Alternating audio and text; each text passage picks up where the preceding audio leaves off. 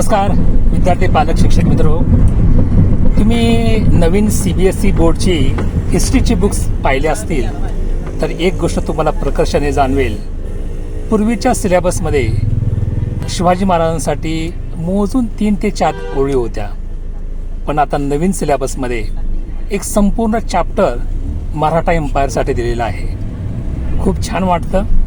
तो चॅप्टर तुम्ही जेव्हा वाचाल तेव्हा तुमच्या लक्षात येईल इतकं डिटेलिंग त्यामध्ये केलेलं आहे की मराठा एम्पायरची अगदी सुरुवातीपासून जो आपला 125 वर्षाचा जो मराठा एम्पायरचा इतिहास आहे तो अतिशय उत्कृष्टरित्या त्या CBSE बोर्डच्या हिस्ट्रीच्या बुकमध्ये रेखाटलेला आहे.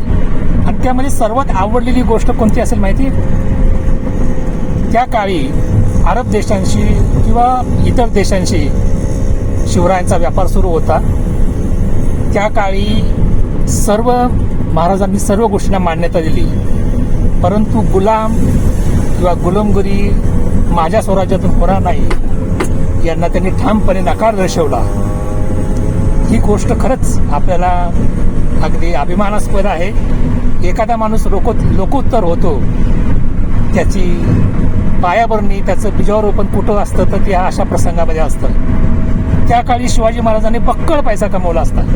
आत्ताच्या शब्दामध्ये बोलायचं म्हणलं तर करोडो रुपयांनी त्यांनी त्या काळी गुलाम किंवा गुलामगिरीच्या व्यापाराला जर मान्यता दिली असती तर त्यांनी बक्कळ पैसा कमवला असता, परंतु त्यांनी त्याला मान्यता दिली नाही. ते सोडून सगळ्या गोष्टींना त्यांनी मान्यता दिली. तर आता माझ्या उजव्या बाजूला राजगड आहे, माझ्या डाव्या बाजूला पुरंदर आहे आणि ह्या भूमीतून जाताना शिवरायांची थोडेसे विचार तुमच्याशी शेअर करावेसे वाटले. जरूर तुम्ही CBSE बोर्डच्या टेक्स्टबुकमध्ये मराठा एम्पायरचा चॅप्टर जरूर वाचा. तुम्हाला नवीन काहीतरी जे गोष्टी तुम्ही आतापर्यंत आपल्या महाराष्ट्र बोर्डच्या सिलेबसमध्ये पाहिल्या नाहीत, ऐकल्या नाहीत, वाचल्या नाहीत, त्याही गोष्टी तुम्हाला तिथे त्या एका पूर्ण चॅप्टरमध्ये ऐकायला मिळतील, पाहायला मिळतील, वाचायला मिळतील. धन्यवाद मित्रांनो. जय हिंद, जय महाराष्ट्र.